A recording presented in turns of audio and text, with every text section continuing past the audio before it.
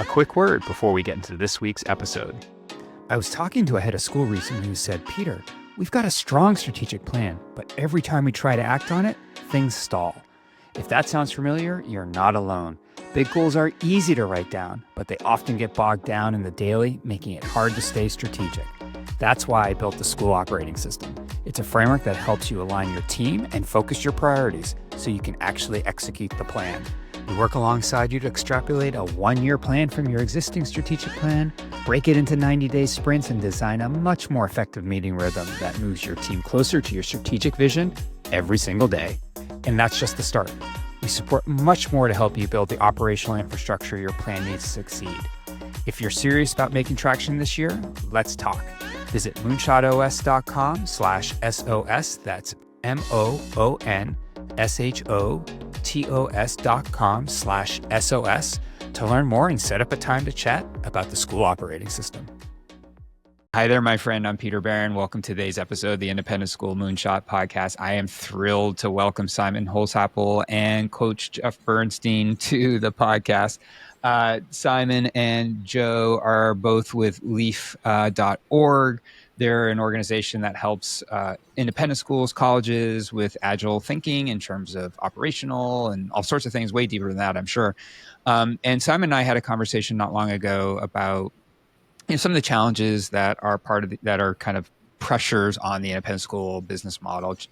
Simon's a former head of school, and it just has some really interesting insights around like how Lean Agile could be very helpful for independent schools as they're thinking about how do we look forward, how do we build sustainable pathways.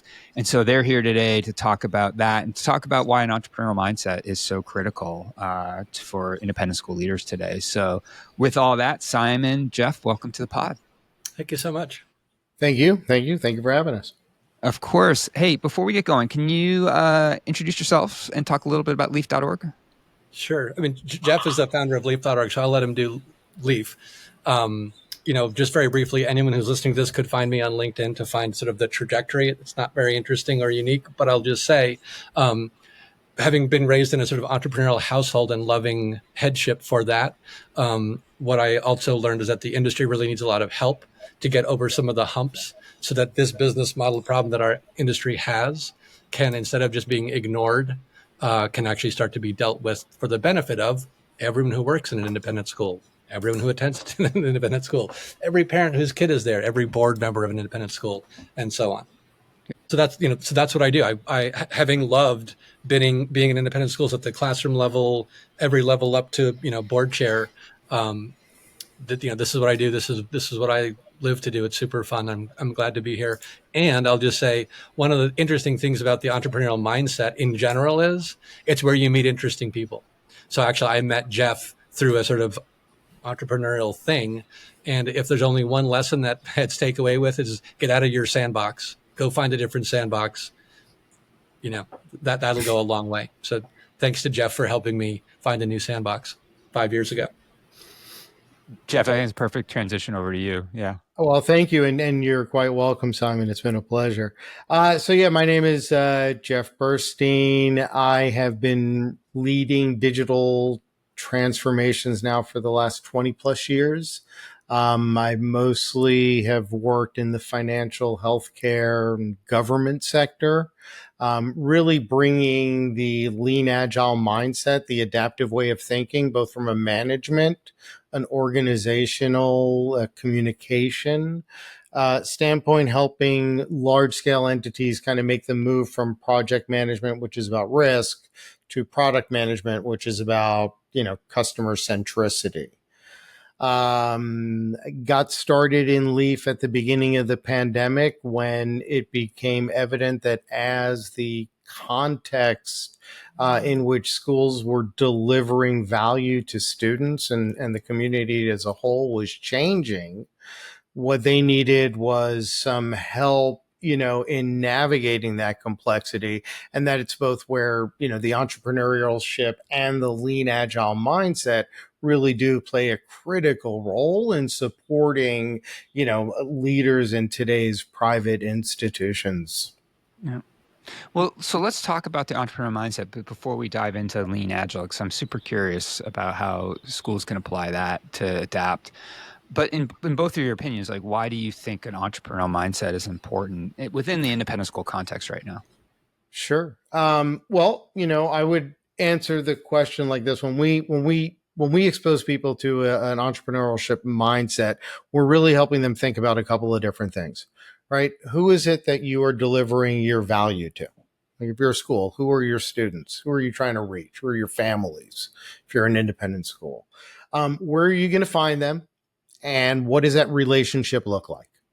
Right. You also have to be able to answer the question of, okay, great. What is that service, that thing that differentiates us from everybody else in the market who's trying to service that same customer, reach that same, group and attract those students? And, who are some of the people that we're going to need to help us deliver that value? Now, all of that really does run on top of, hey, it costs money to run a school and money has to come from somewhere. And it's either going to come from tuition and fundraising or fundraising solely, wherever it comes from. But you have to be able to get those things to balance. And in independent schools, as each year, as the market changes, they as an organization, as a business, which still has to answer the questions of, hey, it costs money to run our school and that money has to come from somewhere. Like they have to make those two things equal, right? Or at least, maybe come up a little ahead on one side, right? And if they don't start thinking like that, and they don't see that each year they have to maybe approach it a little bit differently, they've really kind of thought themselves or taken an approach that has them swimming upstream. Simon, as a former head of school, how did that resonate? How does that resonate for you, especially coming off? You were head for what, 7 years, 6, 7 years? 8 years, yeah. Yeah. Yeah, I mean, it resonates completely. I mean, the reason that we met and started working together was I just had to find better ways, tools, methods, etc., to help our school navigate a surprising 2016, for example, election, which fundamentally changed the independent school international market. A couple of years later, like it used to be, and certainly in the 90s when I was starting out, and even up to the crisis in 07, 08, there was a certain stability in independent schools. It kind of just seemed like, and now that's really just not there anymore. Things are going faster. The media environment, just so many ways, it's so crazy. The thing about Lean Agile ways of working is they're fundamentally about speeding up your adaptive metabolism, period. Well, break that down for me. I mean, that leads me to my next question around like how can this be helpful as schools are thinking, all right, I need an entrepreneur mindset. I get it. Like I need to do it, but I need the tools underneath it to be successful, to cultivate that, not just with myself individually, but across my team, right? Where does Lean Agile kind of fall into all that? Sure. And let me just first, actually, because I'm a nerd, give you my favorite definition of entrepreneurship. Yeah. Because it's actually different than what I think the kind of common old style Jack Welch Raider thing was, which was a artifact of an earlier time. Entrepreneurship is the pursuit of opportunity beyond the resources you currently control. Howard Stevenson is the author of that quote. Pursuit of opportunity beyond the resources you currently control. Now, Lean Agile, to answer your question directly, is specifically designed to help people look for opportunities, distinguish, measure, assess them to this, and then as that thing is either proven true or false, pursued with a maximum of speed and a minimum of cost, expense, and time. Put it into practical terms for me. Like, what would that look like? Sure. So let's imagine and just think about the standard cycle of strategic planning. We're going to take a bunch of years, $100,000 or more to come up with something that, if it was actually strategy in anything outside of schools, would not go on your website. So the strategic plans are, aspirational, sort of strategic, but you're not like, there's just this whole set of sort of like bad ideas out there. So, strategic planning tends to take a long time, not be very useful, and it kind of is just referenced at such monthly, weekly, quarterly things that doesn't do much. Lean Agile says, no, no, no. The board and the head develop this strategy. The delivery happens with the head and their teams, and it's a daily thing. There's no day when you're taking a day off from strategy. It might be literally the difference between me thinking this and taking a second and doing that. So it doesn't need to be big and heavy. Strategy is light, delivered in small amounts. Does that assume though that you have a like an overarching vision, like something that you Yes. aspire to? Yeah. Yes, for sure. And Agile in particular is built around quickly developing products that people actually want and will pay for. That's not what schools normally do. Yeah. Talk to me specifically though, and maybe Jeff, you can chime in here. Like, what are the different components of Agile in response to like whatever state you may be in as an organization? Sure. So what agility really focuses on is it's really a triad of people, processes, and tools. Mm-hmm. And how do we maximize the effectiveness of all three of those things for the benefit of the customer or the user in the context of education, the student, and the families, right? Because what we do is we shift our focus, right? And we stay focused on, okay, what is it that the families, the students want for themselves, for their futures? What are all the things that we have that can answer and help meet that need? And anything else is just not what we're going to focus on right now. And so it's, when you talk about Lean Agile, it provides that framework for both, starting at the board all the way down to, it could really be down to the janitorial staff, depending on how big your organization is, right? How big the school is, where you're, to Simon's point earlier, every day when the people, the admin and the staff are out there doing the work of running the school, they're simply going, hey, is this really aligned with what we said we were trying to do as an institution? And if it's not, then maybe I shouldn't be doing that right now. Maybe that's not what we're investing our resources into, our time, our tools, or whatever. So it allows for that. What would an example be?